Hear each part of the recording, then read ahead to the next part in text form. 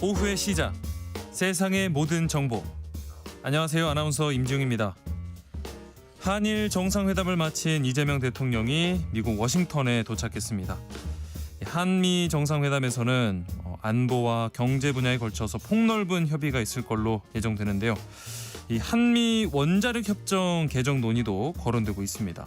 특히 최근 체코 원전 수주 과정에서 우리 한국 수력 원자력이 미국 원전기업 웨스팅하우스와 불공정 계약을 맺었다, 이런 논란이 불거져서 이번 정상회담에서 어떤 원전 협력 구상이 오갈지 관심이 쏠리는데요.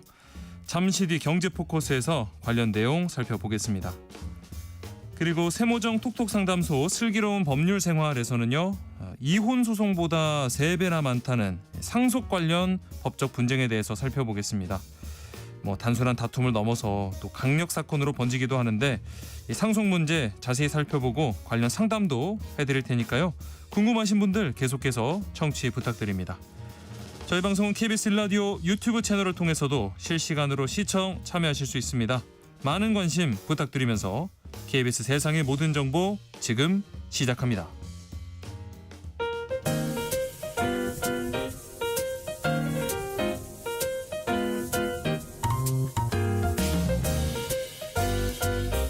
정신없이 바쁜 하루, 놓치면 안 될 경제 사회 분야 뉴스 한 번에 정리해 드립니다. 하프타임 뉴스. 먼저 이 시각 주식시장 상황부터 살펴보겠습니다. 장현지 시황캐스터. 안녕하세요. 네, 안녕하세요. 네. 지난주 우리 국내 증시가 한때 3,100선도 내주면서 좀 불안한 흐름을 보였는데 오늘은 좀 강한 상승세를 보이고 있더라고요. 동향 살펴볼까요? 네. 국내 증시 미국 금리 인하에 대한 기대감을 반영하면서 오늘도 상승세 이어가고 있습니다. 오늘 코스피가 3,200 돌파를 시도합니다. 네. 현재 0.9% 오름세로 3,197포인트 가리키고 있습니다.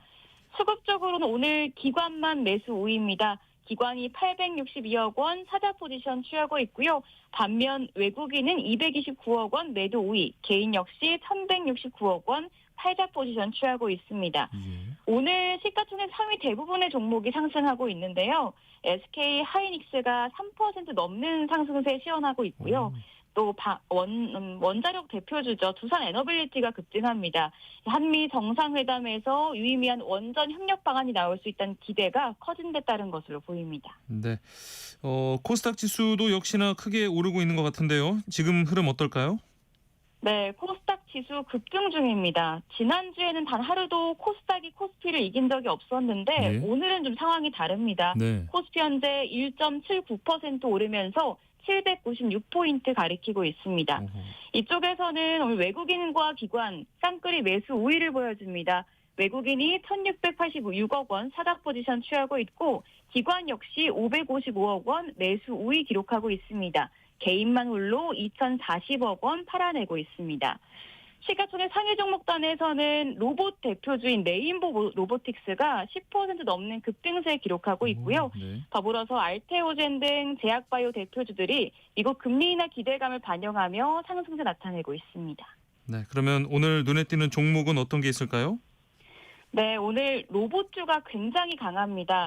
최근 통과된 노란봉투법과 이 로봇주가 긴밀하게 연결이 돼 있는데요. 예. 노란봉투법으로 기업들이 파업이나 근로 중단 상황에서 생산을 안정적으로 유지할 수 있는 대안을 찾고 있고요. 이와 관련해서 산업용 로봇에 대한 관심이 커지고 있는 데 따른 것입니다. 네.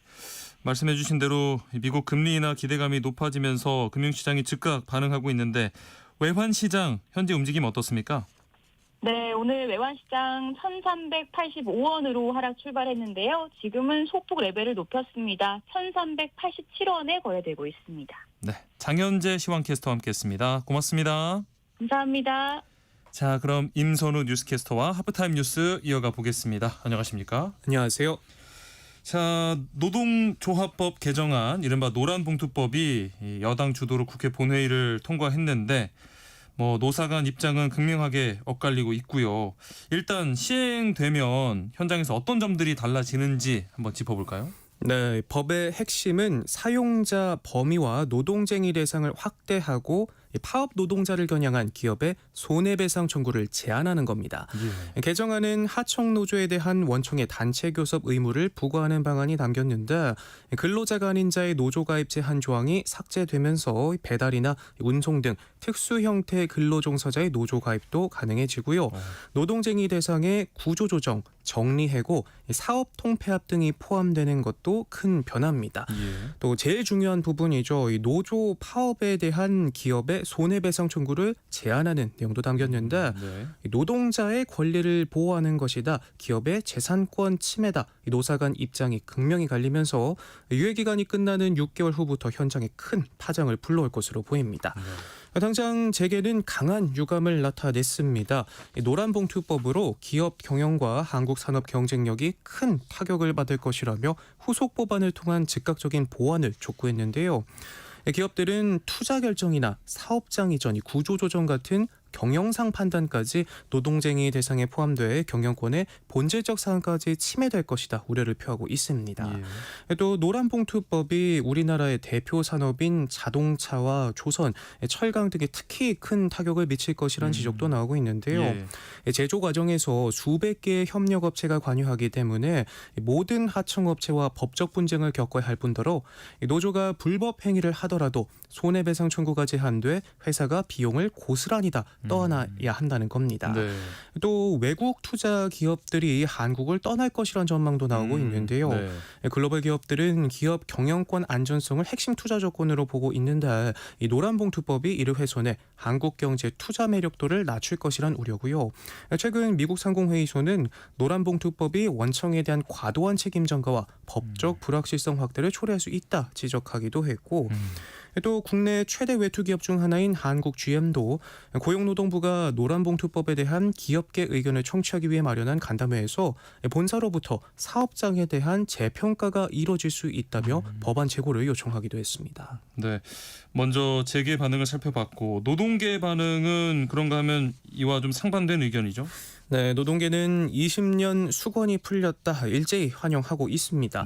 그간 노동계는 민주노총과 한국노총 등 양대 노총을 필두로 파업에 천문학적 손해배상을 청구하는 사측의 행위를 제재해야 한다 꾸준히 목소리를 내왔습니다. 당초 노란봉투법은 사측 손해배상을 제한하는 노조법 3조 개정을 목표로 출발을 했는데 지난 2009년이었죠. 쌍용자동차 노조원들이 정리해고에 불복하면서 77일간 파업을 벌였고 당시 법원은 파업으로 사측이 손해를 봤다 인정하면서 노조에 47억 원을 배상하라 판결을 내렸습니다. 이에 손배액이 과도하다 본 일부 시민들이 노란색 봉투에 성금을 담아 전달하는 노란봉투법 캠페인에 나섰고 이 같은 시민사회 움직임이 정치권으로 이어지면서 수차례 입법 시도 끝에 이재명 정부 하에 국회 문턱을 넘은 겁니다. 노란봉투법 처리에 이어서 이른바 더 센 상법 개정안도 곧바로 본회의에 상정되면서 법안에 반대해온 국민의힘은 또다시 무제한 토론을 시작했는데 민주당은 이 역시도 24시간이 지나는 대로 종결시키고 표결에 들어갈 방침이고요. 조금 전 통과가 됐죠. 또 국민의힘은 노란봉투법과 함께 상법 개정안을 체제 변혁 입법으로 규정하고 헌법소원 등 대응 방안을 검토하기로 하는 등 첨예하게 맞서고 있습니다. 이런 가운데 지금 현대자동차 노조가 오늘 파업 찬반 투표를 벌인다고요? 네, 오늘 오전 8시부터 오후 5시까지 전체 조합원 4만 2천 명을 대상으로 찬반 투표를 진행하는데요. 모바일 방식이기 때문에 투표가 끝나면 곧바로 결과가 나올 예정입니다. 역대 현대차 노조의 파업 투표가 한 번도 부결된 적이 없는 것으로 미뤄봤을 때 투표는 가결될 걸로 보이는데요. 다만 파업은 향후 교섭에서 회사 측을 압박하는 주요 수단이기 때문에 가결 즉시 곧 파업에 돌입하지는 않을 것으로 보입니다. 노동계에선 노조가 파업권을 확보하면 이달 안에 파업 일정을 논의할 가능성이 크다 보고 있는데요. 노사는 지난 6월 18일 상견례 이후 17차례 교섭을 벌였지만 별다른 성과를 내지 못했고요. 노조는 회사 측이 별다른 안을 제시하지 않자 지난 13일 교섭 결렬을 선언하고 파업 수순을 밟고 나섰습니다. 자, 다음 소식 보겠습니다. 국내에서 최근에 가상자산이 많이 올라서 그런지 거액의 가상자산을 보유한 투자자가 크게 늘었다고요. 네, 트럼프 행정부 출범 이후 가상자산에 대한 열기가 대단한데요. 국내 원화거래소에서 10억 원을 초과하는 가상자산을 보유한 투자자가 10,000명을 넘어섰습니다. 연령별로는 50대가 3,900여 명으로 가장 많았는데 40대와 60대 이상, 30대 등이 뒤를 이었고요. 20대 같은 경우에는 숫자로는 137명으로 적었지만 네.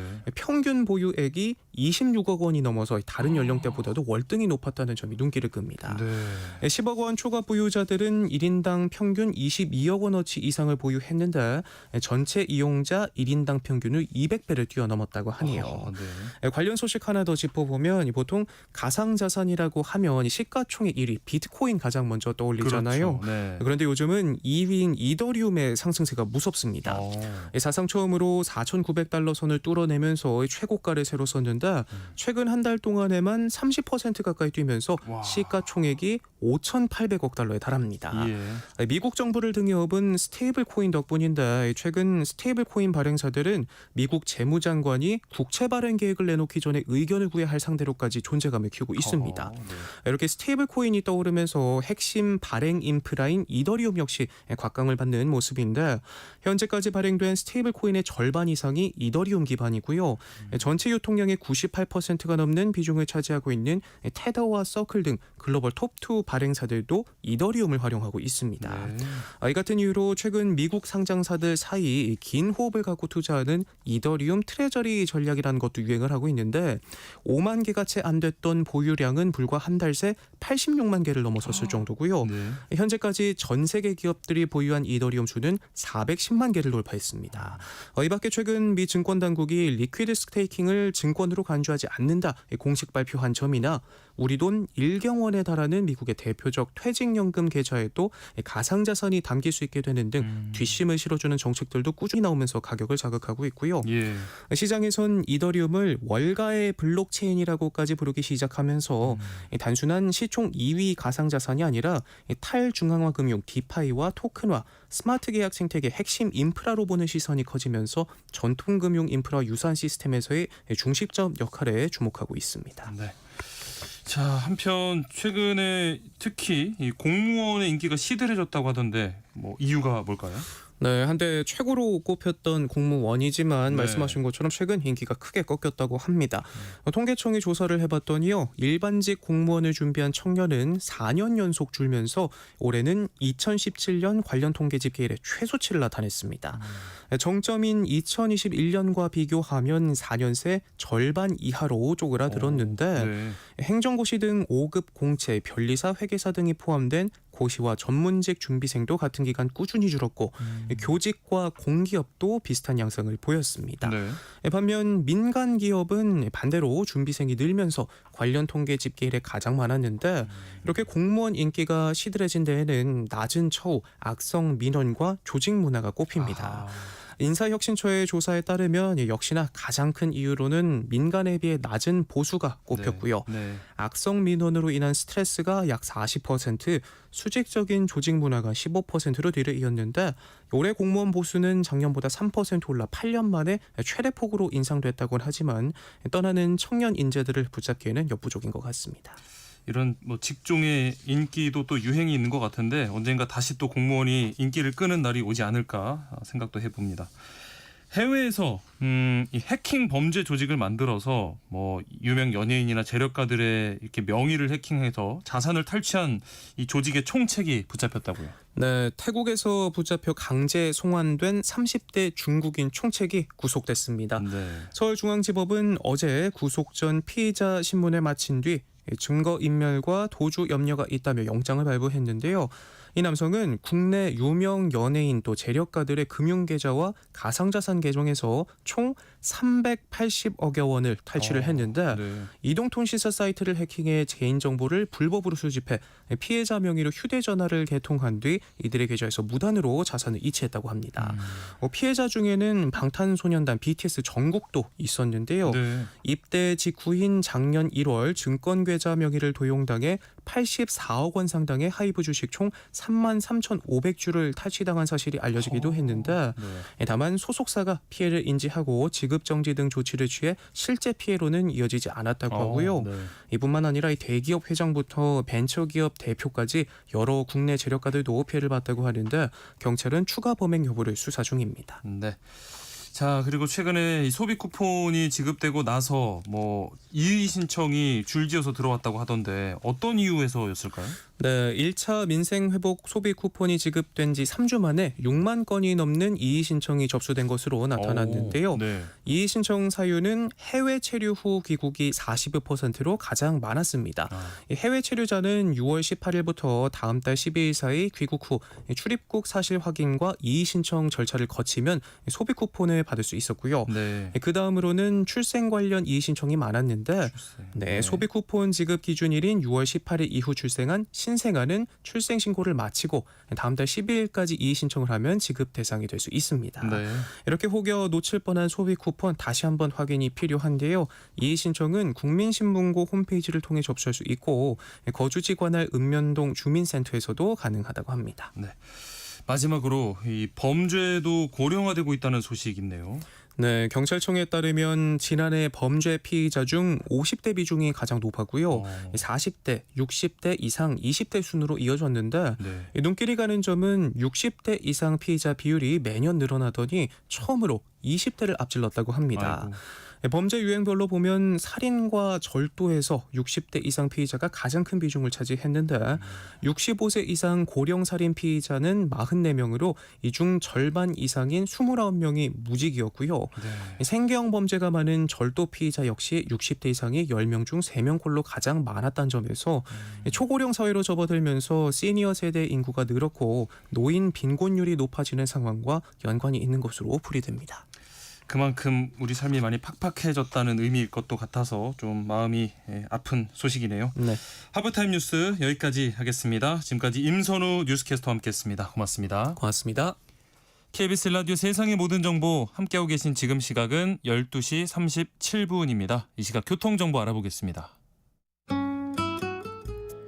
네, 이 시각 교통정보입니다. 오늘 아침 갑자기 쏟아진 비에 당황하신 분들 많으실 텐데요. 내일 출근길에도 인천 지역으로 많게는 100mm 이상의 폭우가 예보돼 있습니다. 내일 출근길 시간을 넉넉히 두고 나오시는 편이 좋겠습니다. 습기를 가득 머금은 날씨에 전국에 폭염특보 발효 중이고 돌발 소식도 꾸준한데요. 특히 영동선 인천 쪽으론 동수원 부근 5차로와 갓길 고장난 화물차로 차단되면서 정체 북수원까지도 이어지고요. 이후로도 군자 분기점부터 서창 분기점까지 차가 많습니다. 또 평택 제천선 제천 방향 서안성 부근 정체 3차로와 갓길에서 화물차 사고 처리하고 있어서고요. 수도권 제일순환선 구리에서 판교 방향 남양주 3차로에 사고 여파 구리 나들목부터 3km 구간에 걸쳐 크게 봤습니다. 또 중부선 남이 방향 일중 나들목을 조금 못 미친 장암 2차로와 갓길에 걸쳐선 대형 화물차 사고 차량 처리하고 있습니다. KBS 교통정보센터에서 공인혜였습니다.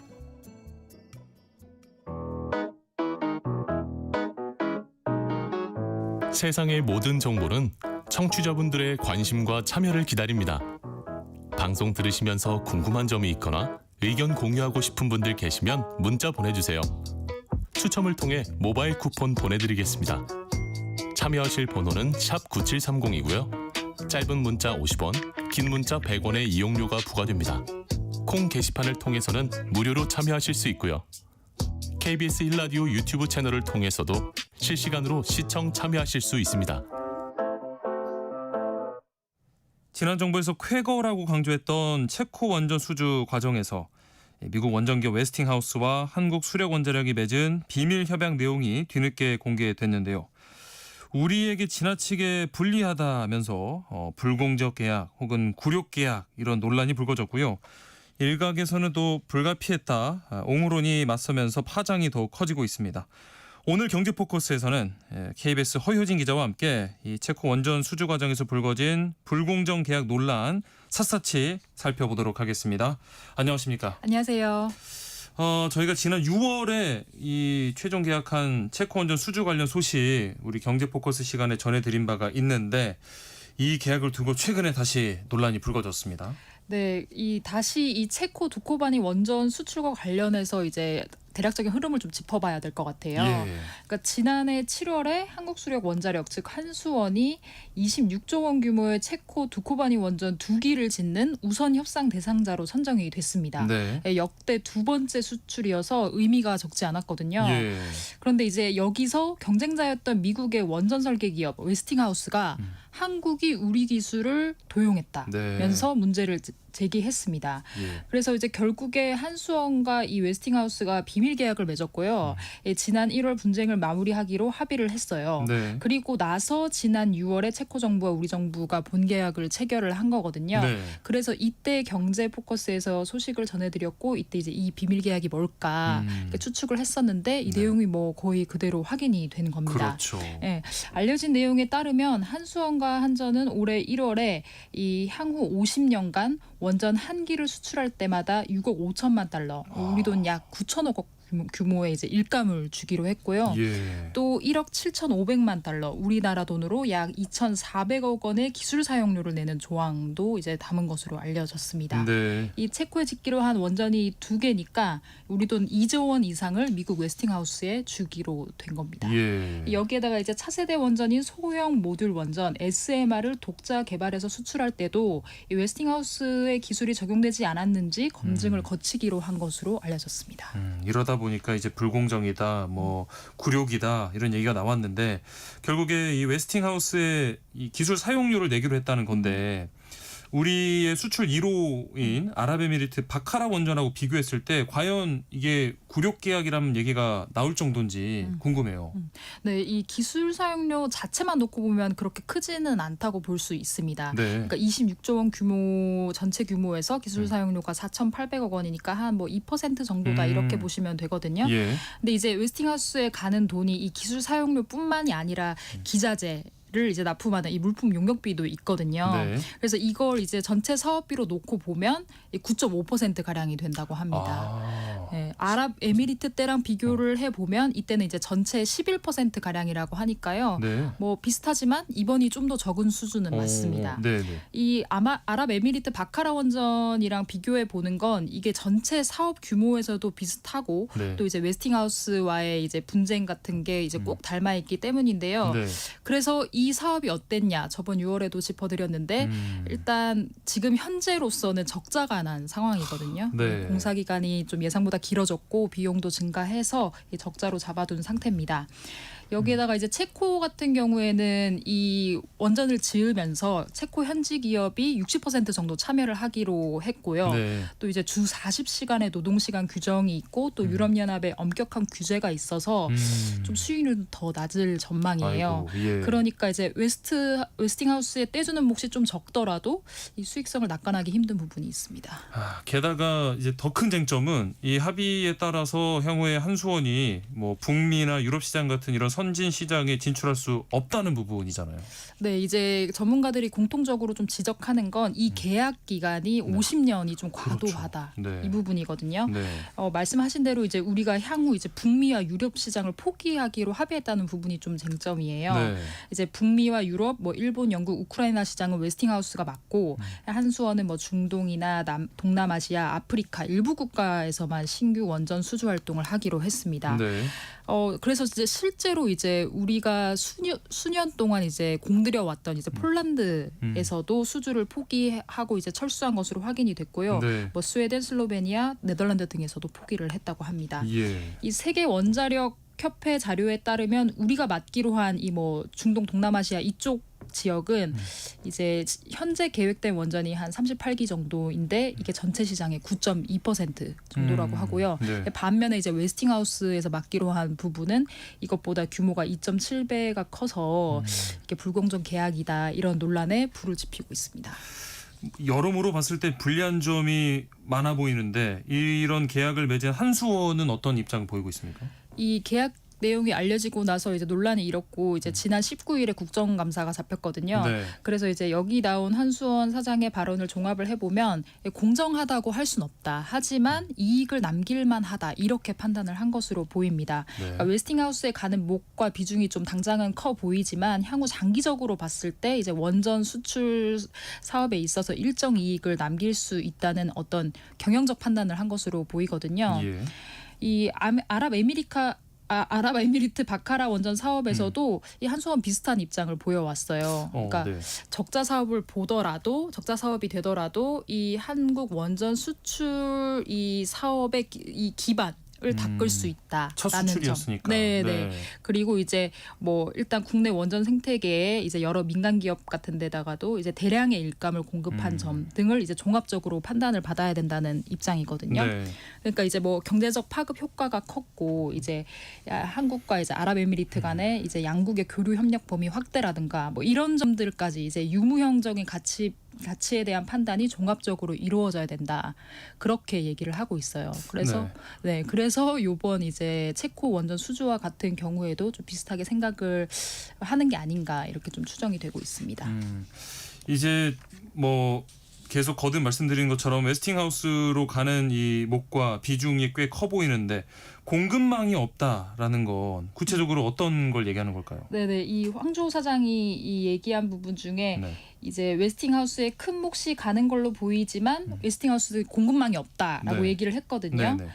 이게 이제 웨스팅하우스는 1950년대 이제 세계 최초의 상업용 원전을 건설한 기업이에요. 네. 그래서 이제 원천 기술을 보유하고 있는 건 맞습니다. 예. 그런데 이제 이후에 이걸 실제로 이제 시공해 보는 경험이 따라주지를 않았어요. 아하. 왜냐하면 1979년에 쓰리마일 섬 원전 사고가 일어났고 예. 이때 이후부터는 미국 내 원전 건설이 중단이 됐거든요. 네. 그러니까 이제 역량이 단절됐다고 볼 수 있고 이제 최근 경험으로 보면 조지아주의 보글 원설 건설을 이제 이 웨스팅하우스가 맡았다고 하는데 네. 이 공사 기간이 지연됐고 비용이 폭등해서 아하. 한계를 드러냈습니다. 네. 반면에 우리나라는 이제 설계 조달 시공 분야에서 강점을 가지고 있거든요. 예. 그래서 최근 웨스팅하우스가 이제 원전을 따내면 그 원전에 우리 두산 에너빌리티나 현대건설 등 이제 한국 기업과의 협업을 늘리고 있는 추세입니다. 네. 그래서 이 부분을 두고 미국 내 이 원전 공급망이 붕괴돼 있기 때문에 이 부분에 우리 업계가 활로를 찾을 수 있다. 즉 기회가 될 수 있다고 보는 겁니다. 예. 특히 또 이제 미국의 원전 수요가 현재로서 엄청나거든요. 네. 이 트럼프 대통령이 지난 5월에 2050년까지 미국 원전 설비 용량을 400기가와트로 늘리겠다고 공언을 했어요. 지금이 100기가와트인데 그러면 이제 4배 네네. 늘어나는 거잖아요. 네네. 그러니까 AI 관련해서도 데이터 센터도 대량으로 지어야 하고 이를 네. 위해서는 이제 전기가 엄청 많이 필요하고 필요하죠. 네. 또 이제 제조 부응도 하겠다고 했기 때문에 이 공장을 이제 짓게 되면 이것도 다 이제 뭐 전기를 필요로 한 그렇죠. 거니까요. 네.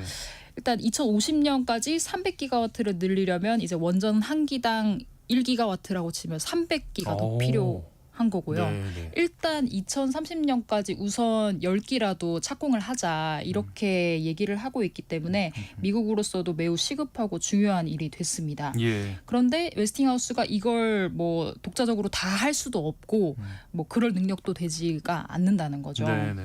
그래서 미국으로 어쨌든 원전을 수출하려면 웨스팅하우스 뒤에 이제 든든히 버티고 서 있는 이제 미국 에너지부와 원자력 규제위원회의 승인이 필요한데 네, 그렇다고 하면 오히려 이제 이 웨스팅하우스와의 지식재산권 분쟁을 정리를 하고 이 분쟁을 빠르게 마무리하고 리스크를 없애는 게 오히려 이제 미국을 포함한 전 세계 수출에 이제 좀 뭐 통로를 만들 수 있지 않냐. 네. 그래서 이게 합리적이었다. 뭐 적어도 불가피한 선택이었다. 이런 평가가 나오고 있는 겁니다. 이 내용대로라면은 분명히 우리가 뭐 내줄 건 내주면서도 이 안에서 우리 기업이 할 수 있는 역할이 있어 보이는데 그래서 이번 한미 정상회담에서 이 원전 협력이 의제로 오를 가능성이 있다 이런 보도들이 나오고 있어요. 네. 트럼프 대통령이 원전 사업에 관심이 많기 때문에 이제 최근 이 미국 측에서도 어떤 시그널이 나왔어요. 이 미국 측이 시공 능력의 강점을 지닌 한국의 적극적인 참여를 희망한다는 뜻을 밝혔다는 얘기가 전해졌습니다. 네. 이 미국 고위 당국자가 우리 측에 지난 1월에 이제 뭐 이미 한미 기업 간의 이 분쟁이 해소된 부분 등을 언급하면서 원전 협력 여건이 조성됐다. 그러니까 한국이 제3국 시장보다는 미국으로 와서 원전을 지어주기를 희망한다는 취지로 언급을 했다고 해요. 네. 이에 따라서 이제 민관이 모여서 구체적인 논의를 하자는 계획을 마련한 것으로 또 알려지거든요. 네. 그래서 이제 이번 한미 정상회담을 계기로 지난주에 한전 사장과 한수원 사장이 미국으로 연달아 출국을 했습니다. 그렇죠. 특히 한수원은 이 웨스팅하우스와 합작 회사를 설립하는 방안을 추진 중인 것으로 지금 알려져 있거든요. 예. 근데 다만 이제 이번에 웨스팅하우스와 만나는 일정은 좀 무산이 됐다고 아하. 해요. 네. 아마도 이제 양측이 합작사 설립을 두고 뭐 수익 배분 방식이나 설립 시점이나 뭐 이런 여러 가지 것들을 두고 좀 팽팽히 뭐 조율 중인 게 아닌가 추측이 됩니다. 네. 다만 또 이제 한편으로는 한미 정상회담을 위한 경제사절단 15명 명단에 우리 원전 대표 기업인 두산 에너빌리티 박지원 회장이 포함돼 있기도 하거든요. 예. 그러니까 이제 뭐 한미 정상 간의 어떤 합의는 아니더라도 논의는 아니더라도 소형 모듈 원자로 등 이 한미 원전 협력이 여러 가지 협력 방안 중에 하나인 건 맞는 것 같습니다.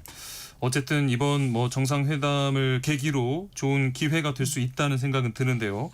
이 한수원과 웨스팅하우스가 합작 회사를 설립한다고 해도 그때 가서 또 우리에게 이게 유리한 조건일지는 따져봐야겠네요. 네, 좀 네. 아직은 예단하기는 힘든 상황입니다. 음. 트럼프도 이제 뭐 원전을 많이 짓겠다고 했지만 네. 실제로 그렇게 많은 원전을 지을 수 있을지는 가능한지. 미지수거든요. 예. 네. 그리고 이제 또 앞으로 얼마든지 이 원천 기술을 가지고 있기 때문에 웨스팅하우스가 가지고 있기 때문에 이걸 무기 삼아서 전 세계적으로 그렇죠. 어떻게 이걸 뭐 활용할지. 휘두를지 네. 모르는 것이어서 이 합작 회사가 과연 우리에게 유리하게 지어질 수 있을까 이런 것도 좀 물음표고요. 네.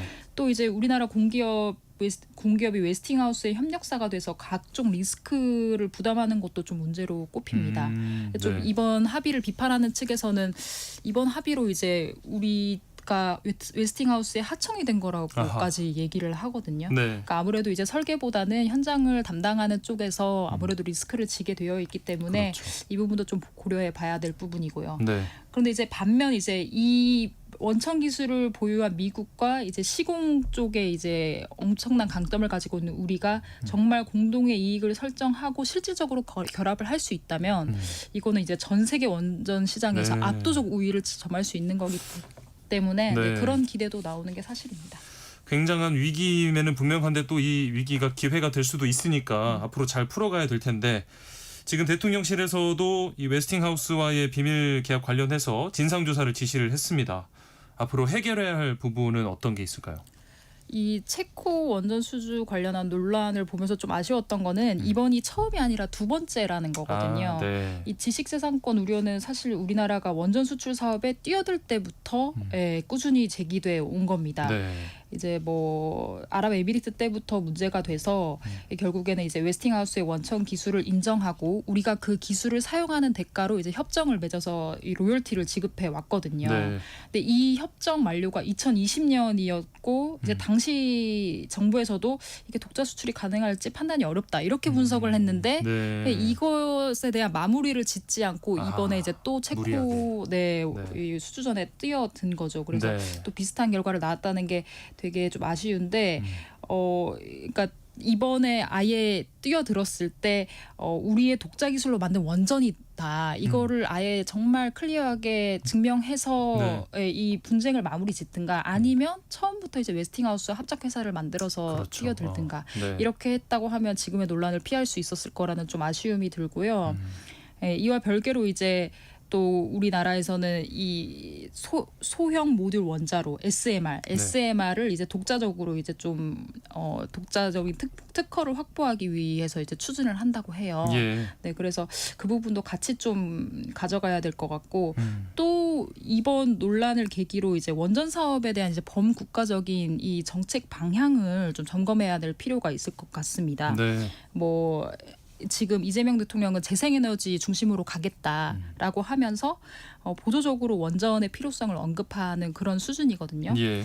그런데 이제 이것을 어떻게 가져갈 건가? 특히 이제 전 세계적으로는 뭐 미국에서는 이제 원전 르네상스라는 얘기까지 나오는 상황이니까 네.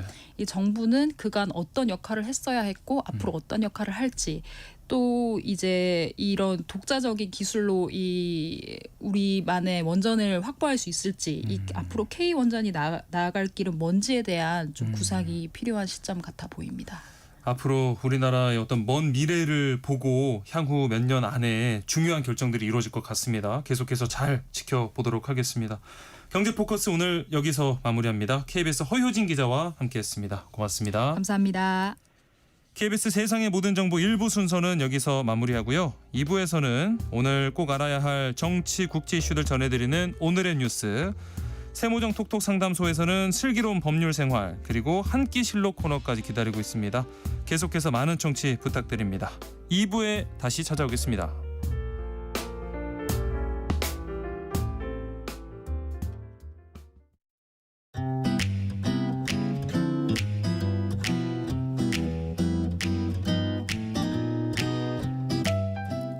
안녕하세요. 바른말 고운말입니다. 어떤 일이 남들에게 드러나지 않고 은밀하게 이루어지는 상태를 비유적으로 말할 때 물밑이란 표현을 사용합니다. 예를 들어 두 회사의 합병을 위한 물밑 작업에 들어갔다. 파행적인 국회를 정상화하기 위해 양당 총무들 간의 물밑 접촉이 한창이다. 같이 말할 수 있습니다. 여기서 밑이란 말은 물체 아래나 아래쪽을 뜻하는데 시간이나 시기와 관련된 경우엔 뭔가가 끝날 무렵을 나타내기도 합니다. 한 해가 끝날 무렵, 다시 말해 설을 앞둔 섣달 금음께를 이를 때 새밑 또는 설밑이라고 하죠. 밑이란 표현이 들어간 말 중에는 또 전혀 다른 의미가 있는 것들도 있습니다. 비 밑에 시옷 받침을 쓰는 빗밑이란 말이 있는데 이것은 비가 그치어 날이 개는 속도를 뜻합니다. 그렇다면 빗밑이 재다란 말은 무엇을 뜻할까요? 재다가 형용사인 경우 동작이 재빠르다란 뜻이니까 비가 그쳐 날이 개는 속도가 빠르다란 뜻이고 빗밑이 가볍다와 같은 뜻입니다.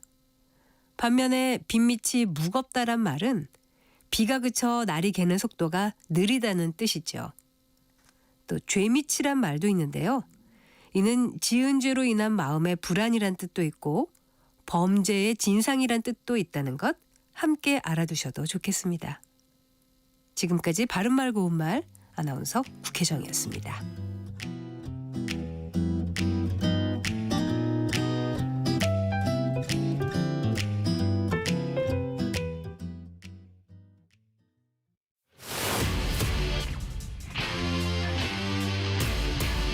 토론에 정답은 없습니다. 토론이 세상을 바꿀 수도 없습니다. 하지만 질문은 새로운 세상을 만들 수 있습니다. 질문으로 올바른 세상을 만드는 첫걸음. 평일 저녁 7시 20분 KBS 열린 토론.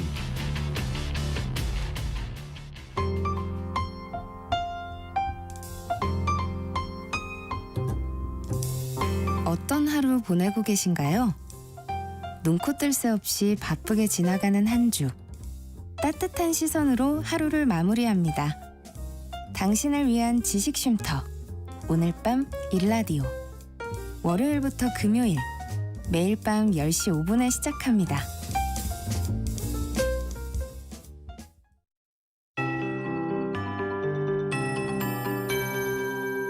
KBS 58분 날씨.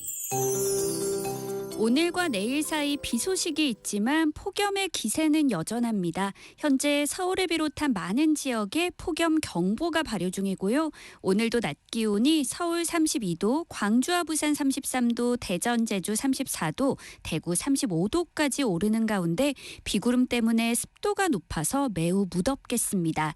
비가 늦게 시작되는 지역에서는 온열 질환에 걸리지 않도록 더욱 주의하셔야겠습니다.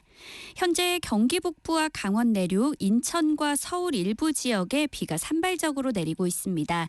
차츰 비는 중서부 지역과 전라도로 확대되겠지만 낮 동안은 비가 내렸다 그치기를 반복하는 곳이 많겠고요. 제주도와 경상도는 오늘 대기가 불안정해서 소나기가 오는 곳이 있겠습니다. 내일 새벽부터는 전국으로 비가 확대되겠고 특히 밤 사이에 중부지방을 중심으로 강하고 많은 비가 집중될 전망입니다.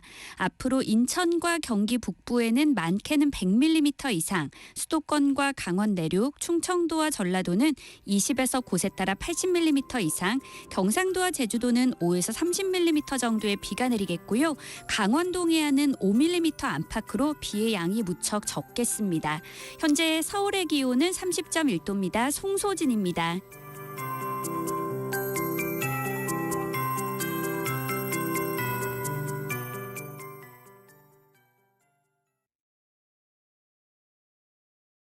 정성을 다하는 국민의 방송 KBS가 한시를 알려드립니다. AM 711kHz, FM 97.3MHz, KBS 1라디오입니다. HLKA.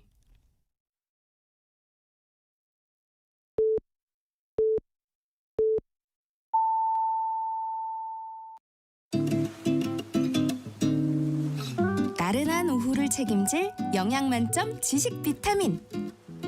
세상의 모든 정보.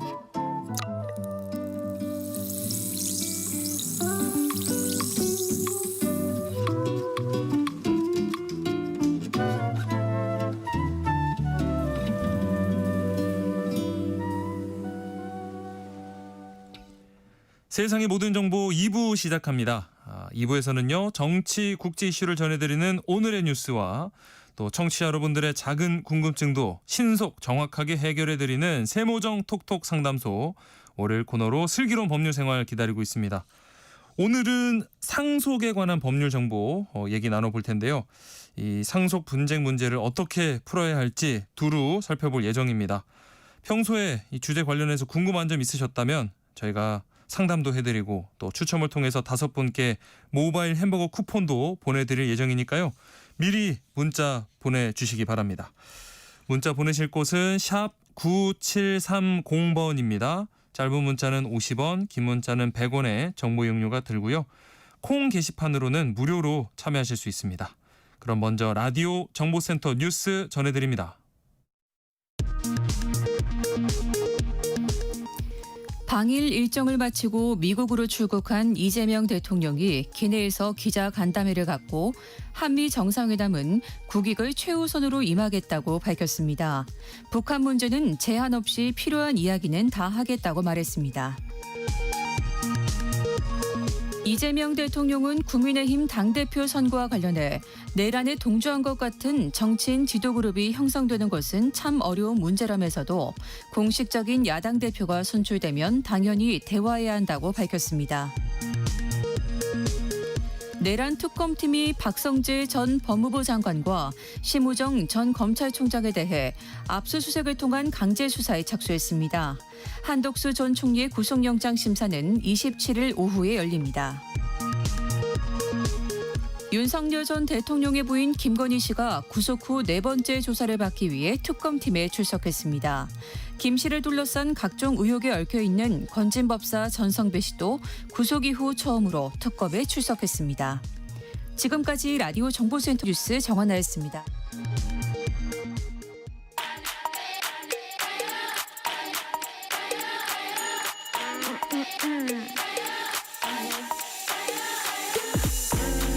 혹시 뉴스 빠뜨리셨나요? 한낮에 전해진 소식들 꼼꼼히 정리해드리겠습니다.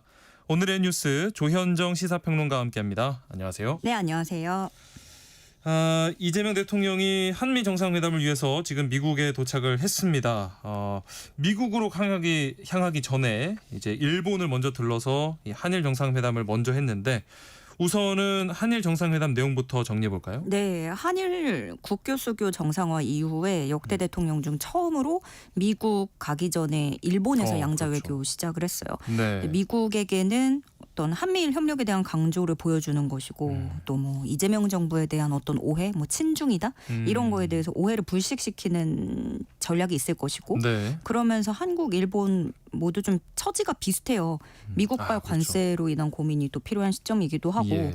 그러다 보니까 이재명 대통령도 그 회담에서 국제 정세 이런 부분을 굉장히 강조해서 얘기를 했고요. 네. 정상 만찬 하다 보면은 원래 또 메뉴가 많은 화제가 되잖아요. 그렇죠. 네. 이시바식 카레, 요게 뉴스로 많이 다뤄졌는데 네. 특히 이재명 대통령 배려한 메뉴들이 눈에 띄었습니다. 그 경북 안동 특산품인 안동 소주하고 안동 찜닭이 올라왔는데 네. 안동이 이재명 대통령 고향이잖아요. 예. 그러면서 거기에 이시바 총리의 고향 도토리현에서 생산된 맥주 이렇게 화합을 상징하면서 두 지역의 메뉴가 같이 올라왔고 예. 이 대통령이 복숭아 좋아한다고 해서 백도를 준비를 했더라고요. 네. 또 만찬 이후에 한일 정상 부부만 따로 총리관저 방에서 2차로 친분을 또 쌓기도 했고요. 네. 원래 소인수 회담이 이게 아주 소수로 참여하는 건데 5분 정도 예상이 됐었던 게 1시간으로 늘어났어요. 네. 그 이후에 확대 회담도 50여 분간 진행이 됐고 이시바 총리가 트럼프 대통령하고 정상회담 먼저 했잖아요. 그렇죠. 예, 네. 그 경험을 이재명 대통령에게 뭐 얘기를 하기도 했다라고 하고 전반적인 평은 분위기가 상당히 좋았다라는 거예요. 뭐 네. 더할 나위 없이 좋았다 이런 평도 나오는데 예. 이시바 총리가 이재명 대통령 자서전 꺼내면서 책에 서명을 부탁하기도 했습니다. 아하, 네. 이제 끝나고 나서 한일 양국이 공동 합의문을 발표했는데 이게 17년 만이네요. 네, 마지막이 2008년이었어요. 이명박 전 대통령 때인데 이때 공동 언론 발표문이라는 걸 채택을 했었고 네. 이번에 이재명 대통령하고 이시바 총리는 사회, 문화, 환경 등 다양한 분야에서 서로 유익하고 도움되는 방향으로 협력할 수 있는 최적의 파트너다. 이렇게 서로를 규정하면서 밝혔습니다. 네. 수소, AI 등 미래산업 비롯해서 경제, 안보, 문화협력, 또 워킹홀리데이 같이 인적 교류 확대하기로 했고요. 특히 눈에 띄는 지점은 저출산 고령화, 수도권 집중, 농업 재난안전 이렇게 양국이 사실은 다 갖고 있는 공통 과제인 그러네요. 거예요. 네. 이거를 협의체를 만들어서 함께 대응하자라는 건데 전문가들은 저출산 고령화 이 문제를 같이 협의체 꾸린다는 거에 좀 주목을 하고 있고요. 네. 수도권 집중 같은 경우에는 이재명 대통령도 그렇고 이시바 총리도 좀 지역 균형 문제를 신경을 쓰고 있거든요. 네. 그런 부분에서 공감을 한 것 같고 일본 언론들도 비중 있게 이번 회담 내용을 실었습니다. 그리고 니케이는 이재명 대통령이 미국 방문 전에 일본 간 거에 대해서 해석을 하기로 이념보다 실익을 중시하는 이재명 대통령이 전례에 얽매이지 않고 판단한 것으로 보인다. 예. 이렇게 평가를 했습니다.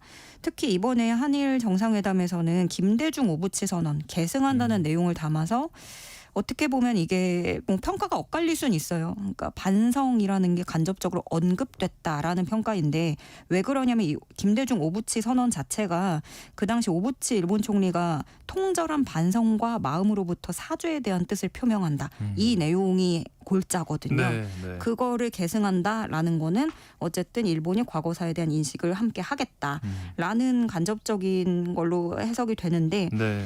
양국 다 구체적인 과거사 언급은 의도적으로 피한 것 같습니다. 네. 근데 이제 우리나라 시민단체들은 역사 정의가 가려졌다. 예, 아주 이 정부가 실망을 시켰다. 이렇게 비판을 하고 있고요. 예. 그리고 또 양국 간의 이견도 있었어요. 우리가 그 후쿠시마 원전 폭발 사고 이후에 수산물 수입 규제를 일부 하고 있잖아요. 네, 네. 일본이 해제를 요청했지만 우리 쪽에서 수용하지 않은 걸로 보여지고요. 그러면은 이 정부는 뭐 과거사에서 좀 미흡하다, 뭐 부족하다 이런 지적도 나오지만 네. 한미 정상회담 앞두고 마련된 자리이자 국교 정상화 60주년 계기로 양국의 기본 인식을 공유하기 위한 자리였음을 감안해달라라는 게 대통령실 입장이고요. 네. 어쨌든 분위기는 뭐 좋았다고는 하는데 이시바 총리 국내 정책 입지가 좀 변수예요. 그렇죠. 예, 네. 좀 계속 사퇴론이 꾸준히 나왔던 사람이었다. 요즘에 조금 기사회생하는 분위기지만 앞으로 어떻게 될지 모르거든요. 그래서 이시바 총리의 입지가 커다란 변수로 남아 있습니다. 그런 이시바 총리에게 어쩌면 조금은 힘이 될 수 있는 방문이었던 것 같기도 하고요. 이재명 대통령이 이제 일본 일정 마치고 곧바로 미국으로 건너갔습니다. 가장 지금 긴장되는 게 한미 정상회담일 텐데 우리 시간으로 내일 새벽 열리죠. 네. 미국 첫 일정은 재미동포와 만찬 간담회고요. 네. 현지 시각 25일 자정 넘어서 새벽에 한미 정상회담 그 백악관에서 트럼프 대통령하고 만나게 됩니다. 네. 이재명 대통령이 미국으로 가면서 예정에 없던 급작스러운 기내 기자간담회를 하기도 했어요. 네. 그러면서 국제통상과 외교안보 상황이 많이 바뀌면서 입지가 과거보다 많이 어려워진 게 객관적 사실이다라면서 그래도 대한민국 국익을 지키고 더 나은 상황을 만드는 게 제가 해야 될 일이고 최선을 다하겠다 이렇게 다짐했습니다. 예. 한국 정무 실무자들이 미국으로 일제히 날아갔잖아요. 네. 실무 협의 계속해 왔고 그 안보실장, 정책실장, 비서실장까지 총출동하는 건 이례적인 경우인데 네. 그만큼 여기에 좀 사활을 걸고 있는 것이고 예. 국가의 명운이 달려 있고 또 정부의 명운까지 달려 있다라는 거를 충분히 인지를 하고 있는 거겠죠. 네. 지난달에 그 상호관세 협상 때 농축산물 분야에서 비관세 장벽 문제가 논의 테이블에 이번에 오른다 하면은 우리 쪽은 그건 불가능하다라는 입장을 재차 피력할 방침이라고 들려오는데 네. 사실 관건은 진짜 트럼프 정부에서는 어떤 전문가들의 관측 이런 것들이 다 좀 무용해졌잖아요. 예. 어디로 튈지 모르는 트럼프 대통령을 어떻게 그렇죠. 상대하느냐라는 네. 것이고 특히 대미 투자 금액 우리나라가 미국에 투자한다라는 거를 네. 미국은 원래 지금까지 다 좀 애매하게 놔뒀어요. 예. 근데 요거를 명문화하려는 문서화하려는 움직임이 좀 포착이 되고 있기 때문에 유럽연합하고도 관세 협상 타결 거의 한 달 가까이 됐을 때 공동 성명으로 명문화한다고 했거든요. 네. 근데 명문화하게 되면은 우리한테는 어쨌든간 큰 부담으로 작용할 수밖에 없는 거고요. 그리고 미국 일부 트럼프 대통령도 그렇고 이재명 대통령이 친중이 아닌지 이런 것들을 계속 주시하고 있다라고 들려오잖아요. 네. 그거에 대해서 이재명 대통령은 외교에서 친중, 협중이 어디 있겠느냐. 대한민국은 특정 몇몇 국가와만 외교에서 살 수 없는 나라다.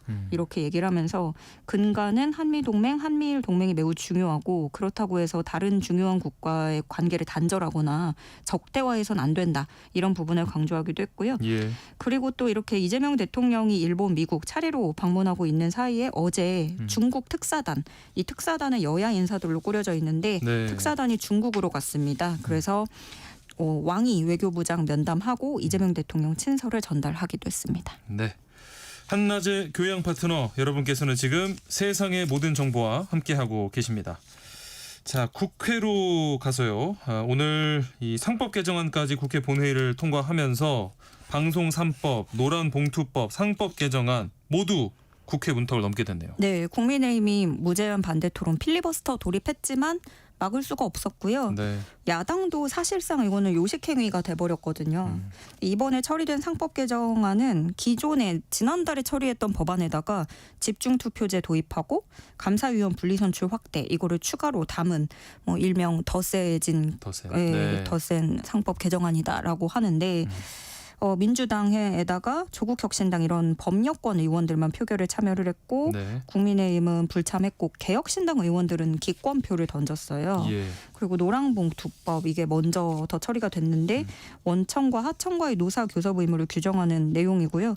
송원석 국민의힘 원내대표 기자회견 열었습니다. 노란봉투법과 2차 상법 개정안에 대해서 헌법 소원 등을 충분히 검토할 수 있다. 이렇게 예고하기도 했어요. 예. 필리버스터 정국은 어쨌든 간 이렇게 마무리가 됐는데 여야 지도부 지형을 봐도 앞으로 여야 협치는 더 요원해질 전망입니다. 그럴 만도 한 게 지금 국민의힘 전당대회 진행 중인데 결선 진출자 2명이 압축이 됐습니다. 김문수, 장동혁 후보 이렇게 반탄파로 구성이 됐어요. 네, 둘 중에 누가 될지는 알 수 없지만 누가 되든 반탄파인 건 확실하잖아요. 예. 탄핵 찬성파인 안철수, 조경태 후보 탈락하고 김문수, 장동혁 후보가 결선에 오른 건데요. 네. 그 당대표 후보뿐만이 아니라 최고위 당선자 쪽 봐도 반탄파가 더 많이 차지를 했어요. 네. 근데 이번에 국민의힘 전당대회가 당원 표를 80, 국민 일반 여론조사 20 이렇게 해서 이게 좀 예견됐던 거다라는 네. 평가가 나오긴 합니다. 예. 그런데 결선으로 가면서 두 후보의 방향성이 조금 다르게 나타나고 있어요. 그러니까 네. 어느 게 내가 살 길인지 좀 전략을 짜고 있는 것 같은데 네. 대표적으로 보여줄 수 있는 게 이 질문이었습니다. 그 전한길과 한동훈 둘 중에 누구를 공천하겠느냐. 예. 요게 되게 화제가 됐었잖아요. 네. 근데 장동혁 후보가 전한길 씨를 공천하겠다. 그렇죠. 라고 해서 파장이 있었고 그 후에 며칠 뒤에 나온 질문인데 김문수 후보는 한동훈 전 대표에게 공천을 하겠다라고 네. 했어요. 김문수 후보는 한동훈 전 대표도 우리 당의 자산이다 이거예요. 그래서 뭐 찬탄파도 기용할 수 있다라는 네. 것이고 예. 장동혁 후보는 찬탄파 향해서 내부 총질자다. 척결해야 된다라는 거예요. 그러니까 자신의 어떤 선명성 이런 강성 당원들의 표심을 얻기 위한 거겠죠. 네. 그러면서 윤석열 전 대통령 접견하겠다는 약속을 지킬 것이다. 네. 이렇게 얘기를 하기도 했는데 장동혁 후보가 재미있는 게 과거에는 친한계였단 말이죠. 네. 그러니까 친한계 당원들은 원래부터 우리랑 반대인 사람보다 편이었다가 반대가 돼서 한동훈 전 대표를 겨냥하면 그게 더 미울 수 있잖아요. 네. 그러니까 울며 겨자 먹기로 우리는 김문수를 뽑아야 된다라는 분위기가 나오고 있고요. 네. 여기에다가 한동훈 전 대표가 뭐 누구를 지지한다 이런 말은 안 했지만 최악만은 피해야 된다라는 글을 올렸어요. 최악. 네. 네. 어느 쪽일지는 뭐. 네. 네.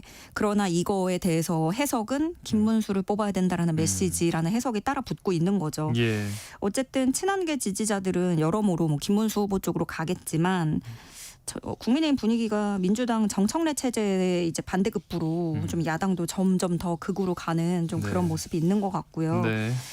다만 국민의힘 전당대회는 계속 나오는 지적이 전한길, 극우 유튜버, 윤어게인 이걸로 뒤덮였다라는 비판이 나오는데요. 네. 전당대회 현장에서 정말 유튜버끼리 몸으로 치고받는 그런 욕탄전도 있었거든요. 네.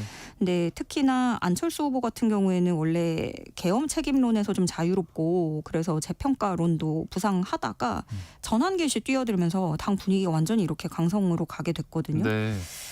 좀 더 지켜봐야겠고 국민의힘 오늘 선거인단 ARS 투표 일반 국민 여론조사 마감하고요. 이 투표하고 지난 이틀 동안 진행됐던 투표 여론조사 결과 다 종합해서 내일 결선 결과 발표합니다. 네. 자, 빠르게 특검 수사 상황도 짚어보겠습니다. 윤석열 정부 국정 2인자 한덕수 전 총리가 구속영장 청구가 됐습니다. 네. 사상 국무총리 가운데는 사상 처음이에요. 네. 특검팀이 제출한 구속영장 청구서는 총 54쪽 분량입니다. 네. 증거인멸, 재범, 도주의 위험성이 있고 범죄가 중대해서 구속수사가 필요하다라는 부분을 강조한 걸로 알려졌고요. 예. 혐의는 총 6가지 적용했습니다. 그리고 또 특검팀은 한덕수 전 총리가 그 당시에 국민의힘 추경호 원내대표하고 계엄 당일 밤에 통화를 한 것을 네. 주목하고 있는데 네. 비상계엄 직후에 정말 뭐 급박하게 돌아가던 상황인데 두 사람이 7분가량 왜 통화를 했겠느냐. 꽤 길어요. 예, 단순히 이런 어떤 상황이 벌어졌다라는 걸 확인하거나 상황 공유하는 거 차원을 넘어서 네. 어떤 지령이 있었던 거 아니냐. 여당이 해야 될 역할에 대해서 논의하고 고민했던 거 아니냐라고 특검팀은 보고 있는 거고요. 네. 이 법원 영장실질 심사는 이르면 내일쯤 모레 이 사이에 열릴 것으로 전망이 되고 있습니다. 근데 국민의힘 전당대회가 내일 이제 마무리 또 26일에 되니까 네. 압수수색이나 소환 조사도 본격화할 거란 전망도 나오고 있습니다. 네. 자, 또 마지막으로 짧게 러시아와 우크라이나 간 전쟁은 이 트럼프 미국 대통령이 중재 노력을 하는데도 불구하고 진척이 보이질 않고 있습니다. 네, 뭐 종전 얘기는 나왔는데 네. 정작 양측 서로의 공격은 진행 중이에요. 네. 러시아는 우크라이나 동부 도네츠크 지역을 추가로 점령했고요. 또 우크라이나는 소련으로부터 독립 34주년 맞이해서 이 날에 맞춰서 공격용 드론 이용해서 러시아 표적을 집중 공격하고 있습니다. 네. 근데 그게 지금 타겟이 다 정유시설, 석유 운반시설, 원자력 발전소 이런 거거든요. 예. 그래서 러시아는 지금 공급이 안 되는 거예요. 휘발유가 품귀 현상이 심각하다는 게 외신들의 보도고요. 네. 백악관에서 원래 트럼프 푸틴이 만났고 트럼프와 젤렌스키가 만났고 그 후에 이렇다 할 합의가 안 나오고 있는데 우크라이나는 유럽하고 계속 어떻게 안보 계획을 막 짜려고 쟁걸음을 하고 있고 네. 반면에 러시아는 유럽 너네 서방국들 끼지 마라 이런 거예요. 네. 근데 신경전이 거세지면서 원래 러시아하고 우크라이나 정상회담 한다고 했었는데 그 트럼프하고 3자 회담 그것도 그렇죠. 불투명한 상황이고요. 트럼프가 굉장히 불편한 심기를 드러내고 있습니다. 네. 그래서 러시아를 향해서 제재 카드 많이 남아있다면서 협상과 압박을 이어가겠다고 강조했습니다. 네, 오늘 말씀 여기까지 듣겠습니다. 지금까지 조현정 시사평론가와 함께했습니다. 고맙습니다. 네, 고맙습니다.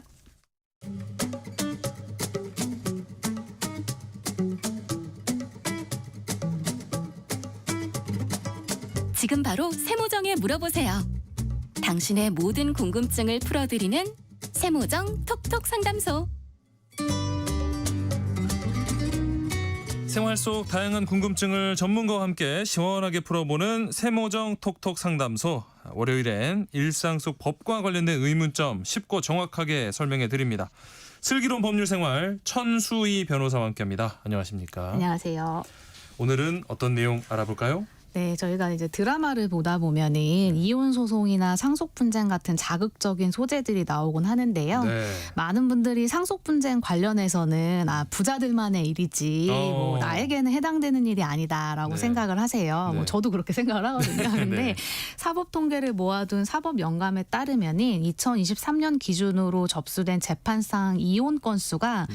19,886건인 것에 비해서 상속과 관련된 소송은 57,567건으로 네, 이혼 소송보다 약 3배가량이 더 많았다고 합니다. 그래서 그렇다 보니까 이게 부자들만의 문제는 아니다라는 것을 알 수가 있겠죠. 네. 그리고 이제 특히 상속 분쟁 같은 경우에는 강력 사건으로 이어지는 경우도 많은데요. 예. 그 얼마 전에도 죽은 친형의 재산을 상속받고자 자신보다 우선순위 상속이었던 아버지를 살해한 30대가 검거되기도 했고요. 예. 또 평소 자신을 더 챙겨오던 막내 아들에게 유산을 좀 더 증여한 어머니를 다른 두 아들이 폭행을 해서 어머니가 사망하는 사건도 최근에 있었습니다. 네, 근데 민법상 고의로 직계존속을 상해해서 사망에 이르게 한 사람은 결국에는 상속권이 박탈이 되는데 네. 두 사안 모두 유죄가 확정이 되면 상속권이 사라지게 되거든요. 근데 과연 무엇을 위한 범죄였는지 참 안타깝다는 생각이 듭니다. 네. 그래서 오늘은 좀 누구라도 처할 수 있는 상속권 분쟁에 대해서 알아보고자 합니다. 네, 슬기로운 법률 생활 오늘은 상속에 관한 분쟁 유형을 알아보고요. 또 어떻게 풀어야 할지 살펴볼 예정입니다. 관련해서 궁금한 점 있으시면 문자로 많이 참여해 주세요. 상담도 해드리고요. 또 추첨을 통해서 5분께 모바일 햄버거 쿠폰도 보내드리겠습니다. 문자 보내실 곳은 샵 9730, 샵 9730번입니다. 짧은 문자는 50원, 긴 문자는 100원의 정보 이용료가 있고요. 콩 게시판이나 또 KBS 일라디오 유튜브 채널 통해서는 무료로 참여하실 수 있습니다. 일단 알아야 될 게 누군가가 이렇게 사망했을 때 상속을 받을 수 있는 이 범위가 어디까지일까요? 네, 그 상속순위에 대해서는 민법에 규정이 되어 있는데요. 네. 일단은 1순위는 사망한 사람, 법적으로는 피상속인이라고 하는데 네. 이 피상속인의 직계 비속입니다. 그래서 직계 이제 비속. 자녀 그리고 혹시나 자녀가 먼저 사망을 했다면 이제 손자녀까지가 되는데요. 네. 그리고 만약 자식이 없이 사망을 했다라고 한다면 2순위 상속인은 이제 직계 존속이 됩니다. 그래서 부모님이나 조부모님을 이제 의미하게 되고요. 네. 그래서 만약에 본인의 부모님도 살아계시고 자녀도 있는 사람이 사망을 했다라고 한다면 네. 1순위 상속인인 자녀들이 있기 때문에 2순위인 부모님은 상속을 받을 수가 없습니다. 아하. 네, 그리고 배우자는 직계 비속 또는 직계 존속과 공동 상속인으로 인정이 되고 네. 그래서 상속분의 5할을 가산을 받아서 상속을 받게 됩니다. 아, 배우자. 네. 그래서 예를 들어서 재산이 7억이 있는 분이 사망을 했는데 네. 자녀는 2명이고 그다음에 네. 배우자가 있었다라고 한다면 자녀들은 2억씩 그리고 배우자는 3억을 상속을 받게 되는 거죠. 그리고 직계 존비속이 없이 배우자만 있는 경우라고 한다면 배우자가 단독 상속을 하게 됩니다. 아하. 근데 만약에 이제 배우자도 자녀도 또 부모님도 없는 분이 사망을 했다라고 네. 한다면 3순위 상속인은 형제 자매 그리고 4순위는 사촌 이내의 반계 혈족입니다. 예. 그래서 이제 부모, 자녀, 손자녀 등을 직계 혈족이라고 하고요. 반계 혈족은 뭐 조카, 고모, 이모, 삼촌 등 공동 조상으로부터 갈라져 나온 친척이라고 보시면 될 것 같습니다. 4순위 상속인까지 말씀을 해주셨는데 뭐 만약에 정말 만약에 네. 이 사촌 이내 반계 혈족까지도 없는 분이 만약에 사망을 했다면 그 재산은 어떻게 되나요?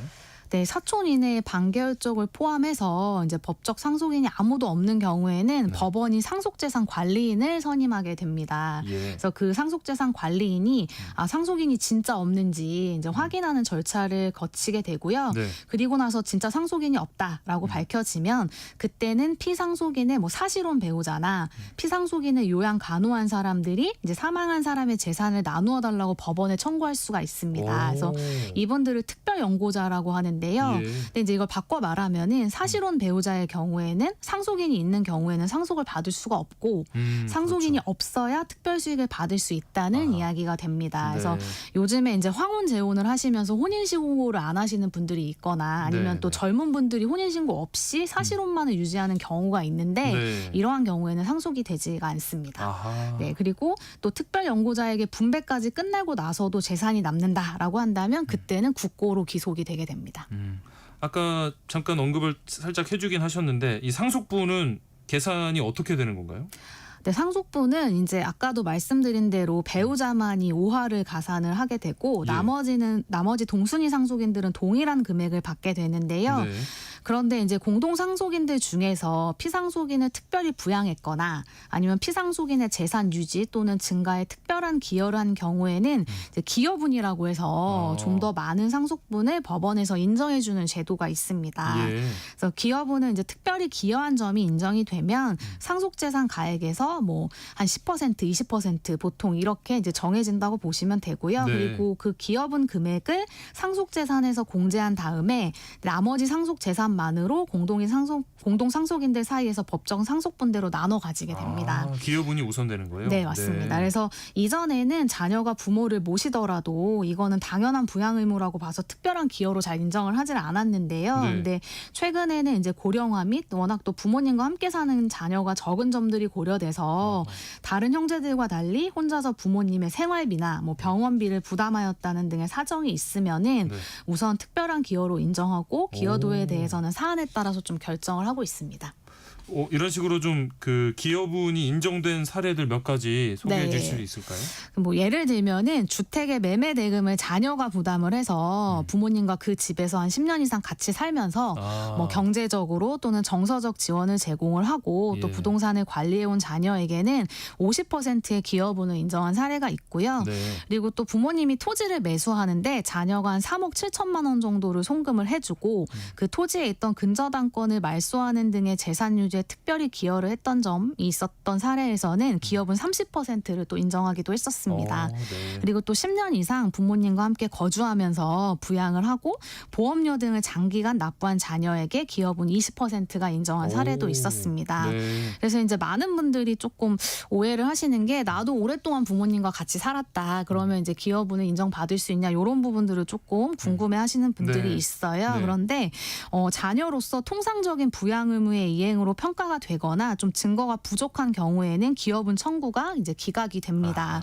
네. 예를 들면 자녀가 약 20년간 부모님과 함께 살기는 살았는데 네. 뭐 생활비나 병원비 등을 부담했다고 본인은 주장을 하지만 뭐 집이 부모님 명의고 또 자녀가 무상으로 거주를 했다. 아하. 뭐 이런 경우에는 이제 이게 과연 부모님을 위한 기여가 있었는지를 좀 판단하기가 어렵다고 봐가지고요. 네, 아하. 기여분 청구를 기각한 사례도 있고요. 예. 그리고 또 기여분은 자녀에게만 인정되는 것은 아니고 배우자 간에도 만약 남편이 사망을 했는데 부인이 이전에 남편의 재산 형성 등에 크게 기여한 바가 있다고 한다면은 네. 기여분을 인정해서 원래 본인의 상속분보다 더 많은 재산을 상속받을 수가 있습니다.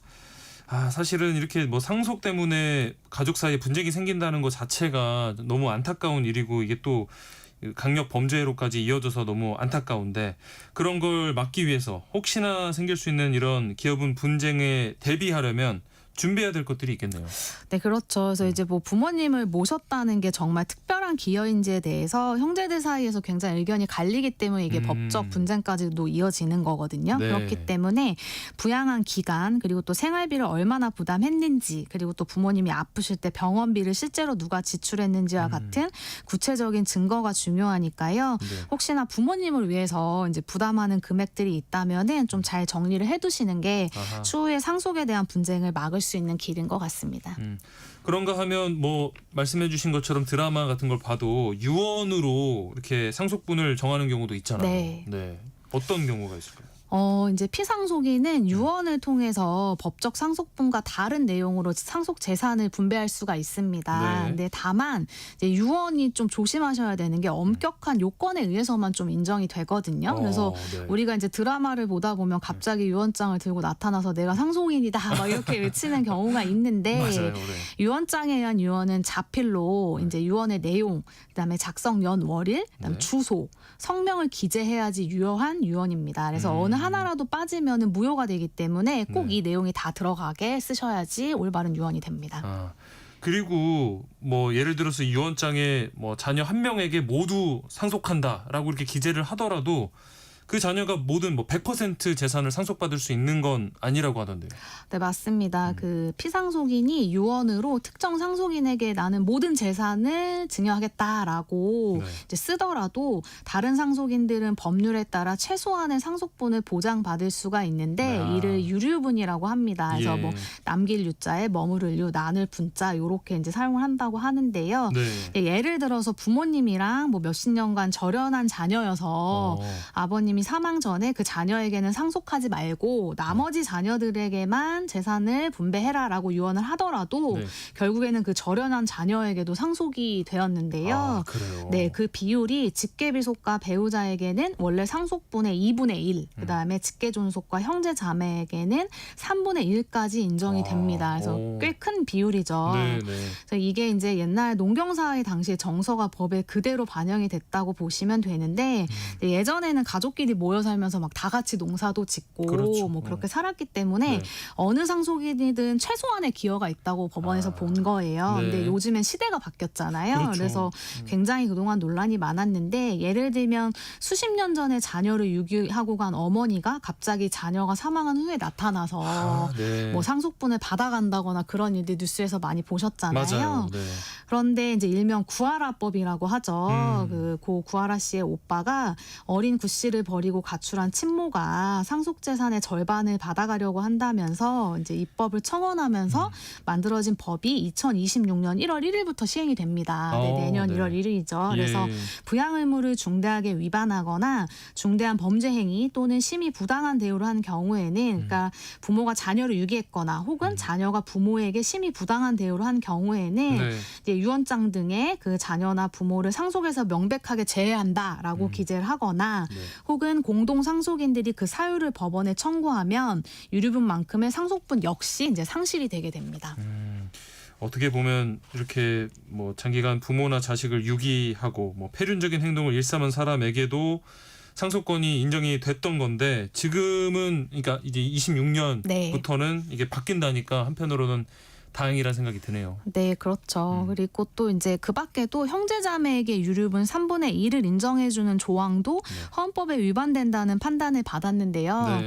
뭐 예전에 어떤 분이 자기 재산을 모두 평생 자신이 봉사활동했던 보육시설에 기증하겠다는 유언을 남기셨어요. 네. 근데 이분한테는 상속인이 이제 30년 전에 연락이 끊긴 형밖에 없었는데 네. 이분이 돌아가시고 나서 보육시설의 유언대로 이제 보육시설이 증여를 받았는데 얼마 뒤에 연락이 끊겼던 형이 보육시설을 상대로 유류분 반환 청구를 해서 원래 본인의 상속분인 3분의 1을 받아간 사안이 있었습니다. 그래서 네.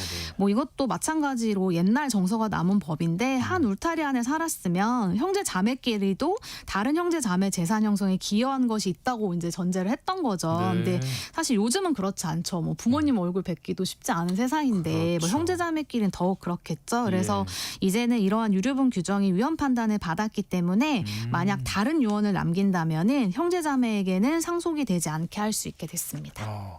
그러면 유언으로 이렇게 상속에서 배제하는 거 말고요. 이 피상속인이 살아있을 때 특정 자녀에게만 조금 많은 재산을 이렇게 증여했다고 하면 나중에 다른 상속인들이 이거를 반환하라고 이렇게 청구할 수는 있나요?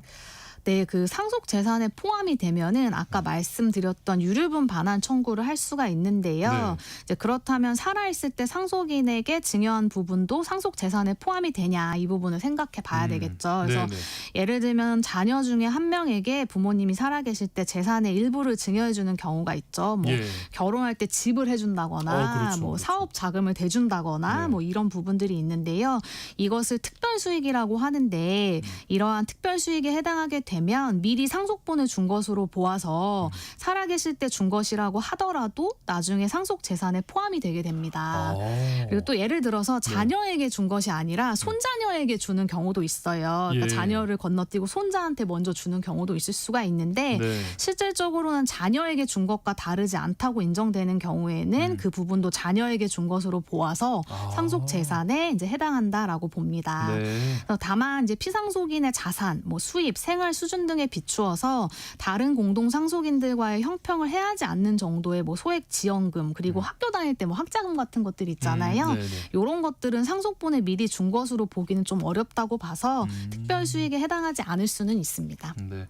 그런데 이렇게 상속되는 거에 뭐 재산만 있는 게 아니라 채무도 상속이 되잖아요. 주의해야 할 점이 뭐가 있을까요? 네, 요즘에는 이제 아무래도 집을 사면서 이제 대출을 받는 등 가계에 재산만 있는 것이 아니라 채무도 있는 집이 거의 대다수잖아요. 그런데 상속은 재산만 되는 것이 아니라 이제 채무도 상속이 됩니다. 그래서 누군가가 사망을 했었을 때는 상속 순위에 따라 채무도 마찬가지로 상속이 되는데요. 만약 재산보다 채무가 더 많다라고 한다면은 이때는 상속 개시일로부터 3개월 이내에 상속 포기라는 절차를 거치셔야 되고요. 만약에 재산이 채무보다 많다라고 한다면은 이제 한정 승인을 통해서 상속 재산과 채무를 모두 상속을 받되 재산 범위 내에서만 채무를 변제하고 나머지 재산은 이제 상속을 받으시면 됩니다. 근데 이제 이러한 절차를 거칠 때 저 우리나라 같은 경우에는 이제 부모님이 자녀에게 본인의 재산이 얼마다라고 먼저 고지해 주시는 경우는 많이 없잖아요. 이제 그렇다 보니까 피상속인의 채무가 얼마나 있는지 재산이 얼마나 있는지 확인할 길이 없다라고 한다면은 사망자의 재산 조회를 한 번에 할 수 있는 안심상속 원스톱 서비스를 가까운 주민센터나 정보24에 신청을 해서 뭐 토지, 세금, 연금과 같은 19종의 상속 재산과 금융권, 채무, 대출, 연체 여부들도 함께 통합 조회하실 수가 있으니까요. 꼭 확인을 해보시는 게 좋겠습니다. 네, 안심 상속 원스톱 서비스 네, 주민센터나 정부24에서 신청하실 수 있습니다. 슬기로운 법률 생활, 오늘은 상속에 관한 분쟁 어떻게 풀어야 하는지 이야기 나눠보고 있습니다. 관련해서 궁금한 점 또 상담이 필요하신 분들 계속해서 문자 보내주시기 바랍니다. 노래 한 곡 듣고 천수희 변호사와 상담해 드리겠습니다. 에즈원의 위대한 유산.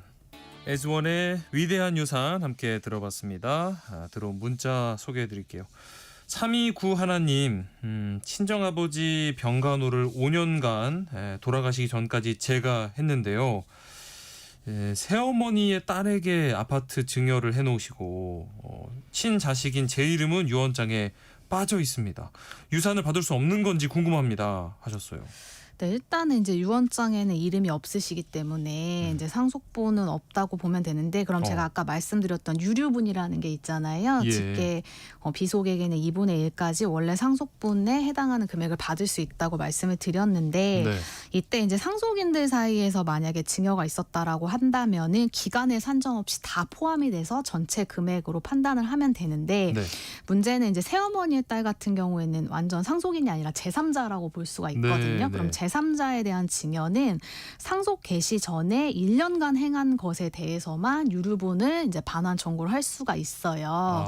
네, 근데 이제 다만 쌍방이 증여 당시에 유류분 권리자에게 손해를 가할 것을 알고 증여한 것은 1년 전에 준 것도 포함이 된다라고 봅니다. 그래서 시어머니 딸에게 어떤 의도로 그걸 증여를 했는지 이제 확인을 한 다음에 만약에 이 지금 원래 이 친자식에 대한 어떤 증여분, 그 상속분을 뺏기 위해서 증여한 거라고 한다면은 1년 전에 한 것이라도 자기가 유류분 반환 청구를 할 수가 있는데 만약에 그런 것이 아니라 뭐 새어머니 딸과의 어떤 관계가 있어서 그런 상황 속에서 준 거다라고 한다면은 1년이 넘었다. 그리고 그 아파트를 준 지가 그러면 이제 반환 청구를 할 수 없을 수가 있어요. 네, 그래서 그런 것들을 확인해 보실 필요가 있을 것 같습니다. 그 기준이 1년이 된다는 맞습니다. 말씀이시고요.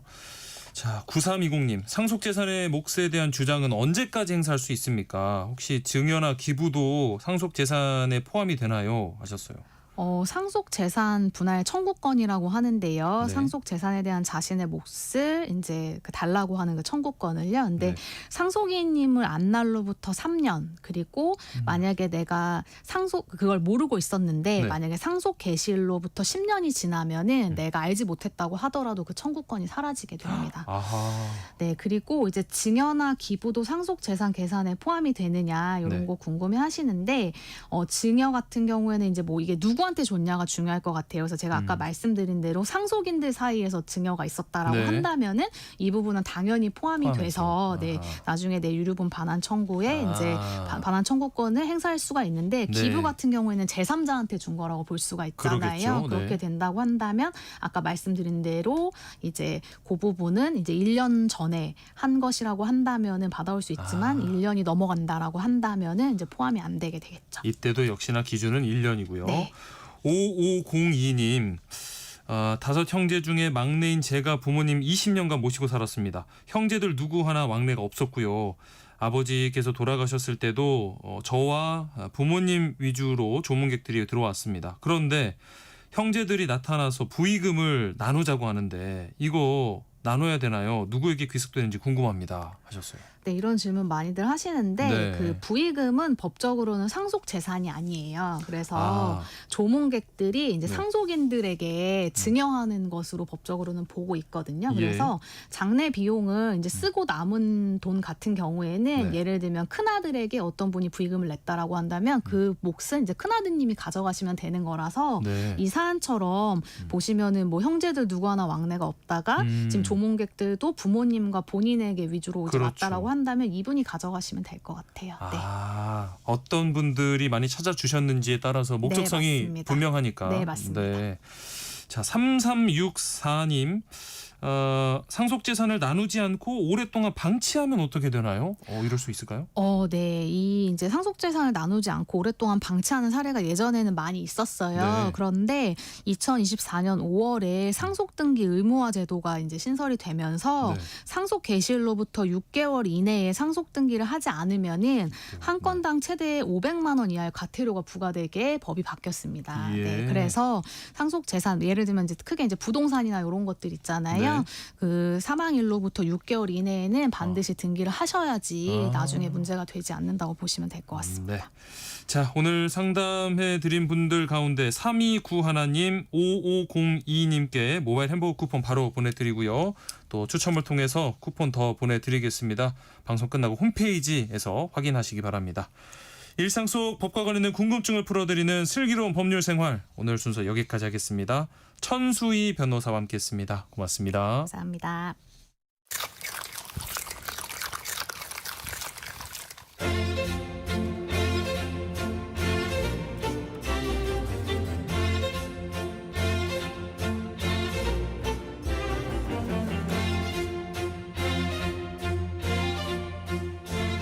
점심 식사하셨나요? 오늘 먹은 점심 한 끼, 그 안에 담긴 구구절절한 역사까지 맛보고 가시죠.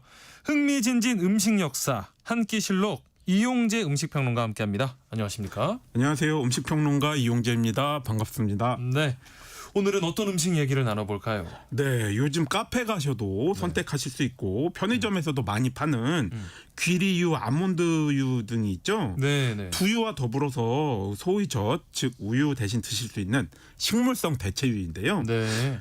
고기, 특히 쇠고기에도 이런 대체 제품군들과 시장이 있습니다. 아하. 이른바 대체육이죠. 네. 대체유와 마찬가지로 식물성 재료로 뭐 햄버거 패티랄지 소시지, 뭐 치킨 너겟 같은 것들을 최대한 고기와 흡사하게 만들어서 소위 블루오션이다. 가능성과 시장성이 매우 크다. 네. 이런 이야기들이 많았는데요. 네. 막상 상용화가 본격적으로 되고 막 시장에 물건들이 풀리고 나니까 이게 점차 시들해지고 있습니다. 도대체 왜 그런 걸까? 그래서 오늘은 이 가공육을 둘러싼 여러 가지 이야기들을 한보따리 싸들고 나왔습니다. 네.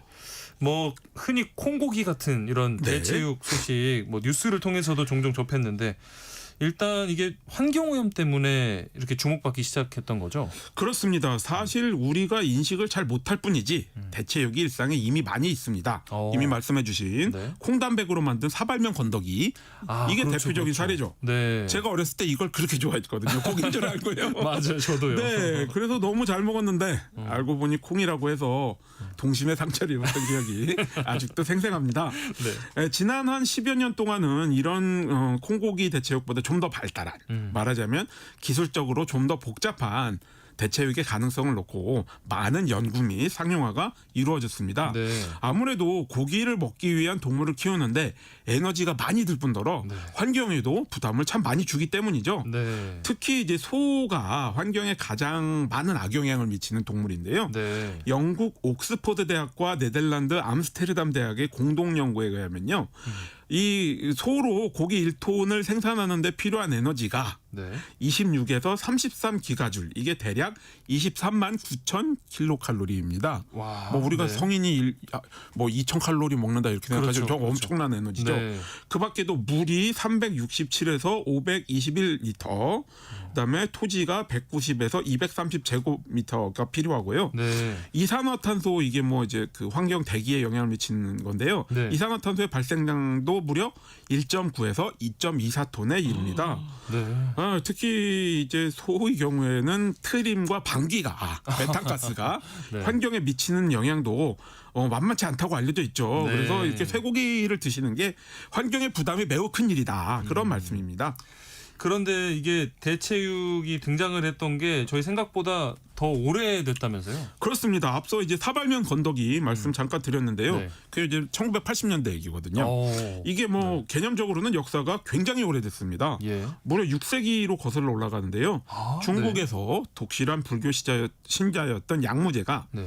고기와 술을 일절 금지했거든요. 예. 그러면서 이제 다들 대안을 찾아 나서게 됐죠. 네. 그러면서 이제 승려들이 콩기름을 짜고 남은 찌끼라고 그러죠. 네. 이것을 굳혀서 대안으로 만든 게 콩고기의 시초였다. 아하. 이렇게 보고 있습니다. 예. 현대에 이르러서는 이제 1960년대, 70년대에 본격적으로 공업화가 되었는데요.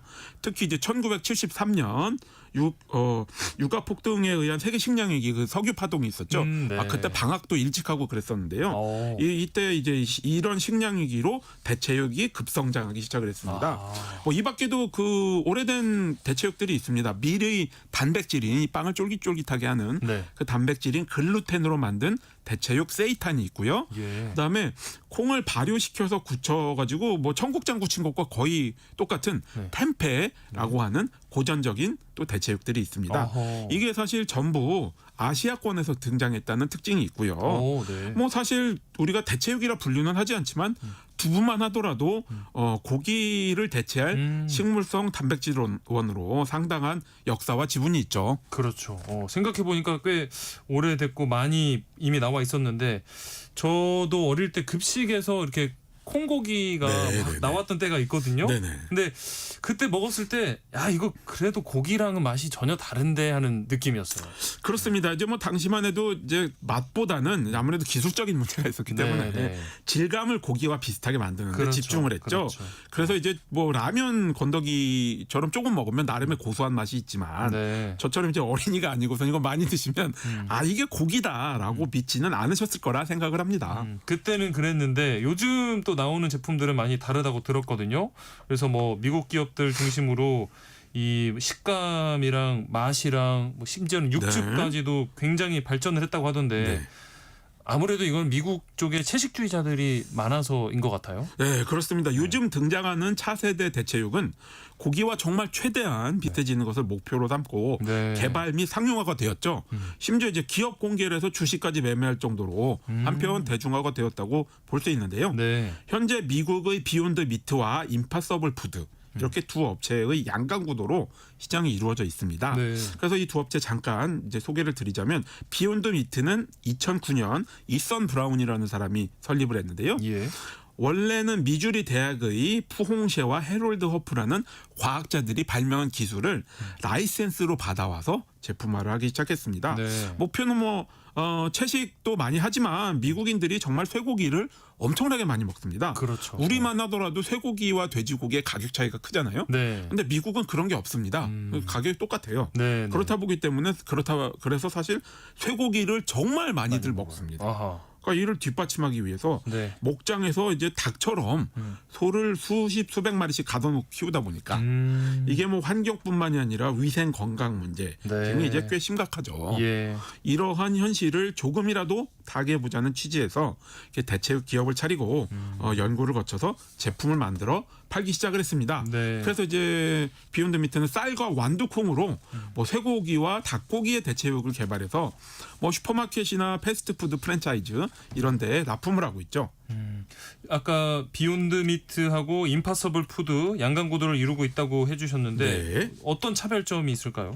임파서블 푸드는 역사 잠깐 말씀드리면 네. 비욘드 미트보다 2년 늦은 2011년 스탠퍼드 대학 생화학과 교수인 패트릭 브라운이 설립했습니다. 예. 원래는 이게 비욘드 미트랑 사뭇 다릅니다.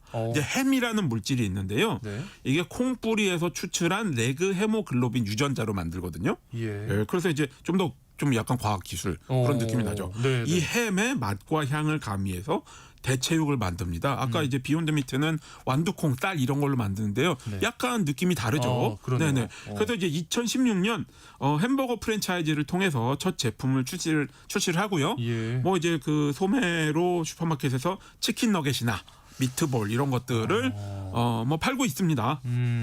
이렇게 뭐 말씀으로만 듣기만 했을 때는 약간 거부감이 들 수도 있을 것 같은데 막상 직접 이렇게 봤을 때 어떻게 먹음직스러운가요?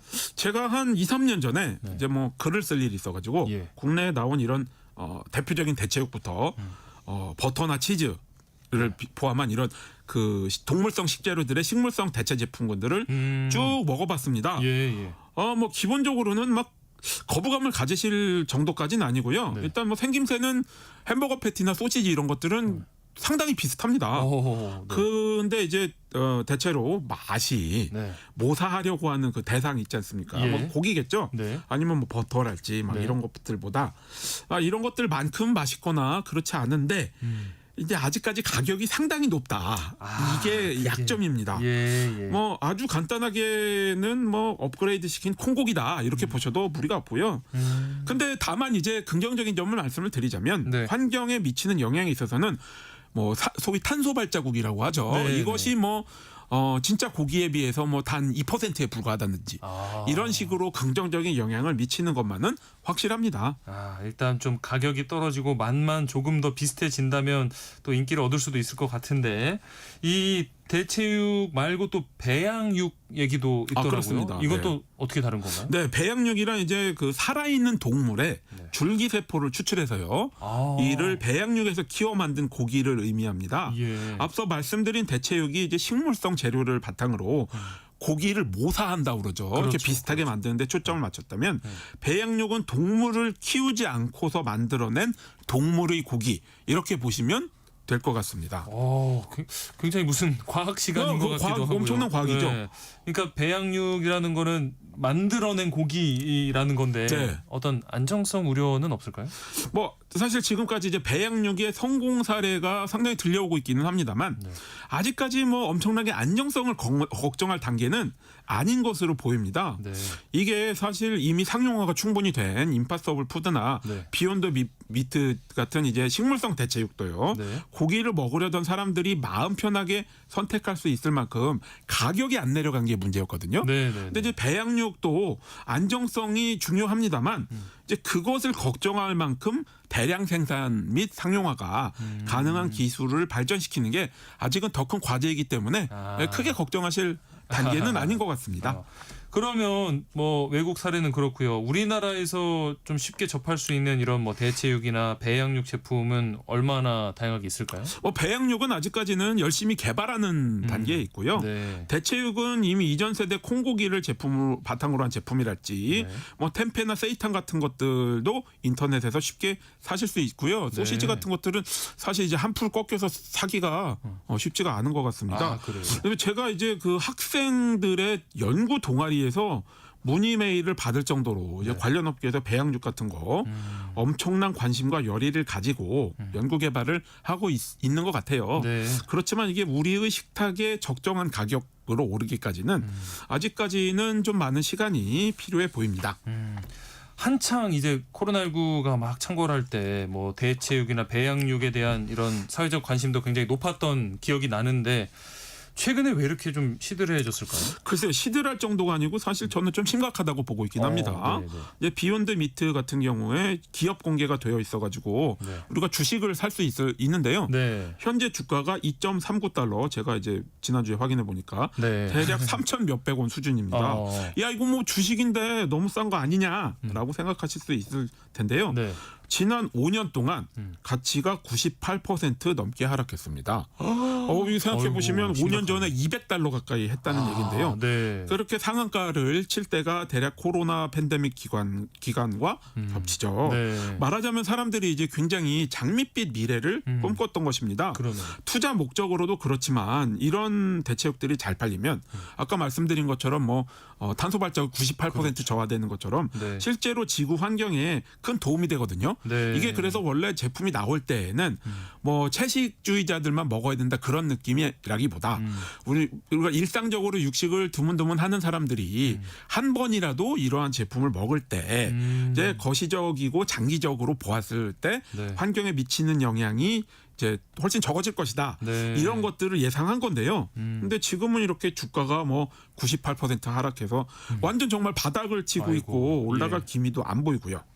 그래서 최근에 파산 보호 신청 뉴스가 사실 바로 지난주에 나왔습니다. 아이고. 네. 근데 이제 비욘드 미트 기업 측에서는 아니라고 부정을 하고 뭐 그런 상황인데 분위기가 이제 현재로서는 완전히 죽은 것만은 사실입니다. 그러니까 아직까지는 진짜 고기를 1대1로 이렇게 대체할 만한 게 없다는 얘기 같은데 앞으로 그러면 이 대체육, 배양육 시장이 어떻게 될까요? 그런데 국내에서도 이제 식물성 대체 햄이 나오고 있고요. 네. 저도 대체육의 미래가 어둡고 사라질 것이라 이렇게 보지는 않습니다. 네. 이제 점점 더 많은 기업과 연구소 등에서 더 나은 제품, 더 맛있고 더 싼 제품들을 만들기 위한 노력들이 계속되고 있습니다. 네. 환경도 환경이지만 이게 아직까지는 블루오션 시장이기 때문에요. 선점을 위한 경쟁도 아직 치열한 거죠. 네. 그렇게 보았을 때 아직 막 비관할 필요는 없고요. 오히려 예상보다 더 빠른 시기에 좋은 제품들이 나와서 네. 다시 시장의 환기를 불어넣을 가능성도 매우 크게 보고 있습니다. 그래서 이제 우리가 그때까지 육식을 조금씩만이라도 절제를 좀 하신다든지 의식적인 소비를 하시는 것이 매우 중요하다 이렇게 보고 있습니다. 네. 항상 이 기술의 발전 속도는 우리의 어떤 예상보다 빠르게 오더라고요. 그렇습니다. 머지않은 미래 또 볼 수도 있을 것 같습니다. 네. 한 끼 실록 오늘 여기까지 하겠습니다. 이용재 음식평론가와 함께했습니다. 고맙습니다. 네, 감사합니다. 세상의 모든 정보 오늘 순서 여기서 마무리합니다. 모바일 쿠폰 당첨자는 홈페이지 공지사항에서 확인하시고요. 저는 내일 다시 찾아뵙겠습니다. 행복한 오후 보내세요. 아나운서 임지웅이었습니다. 고맙습니다.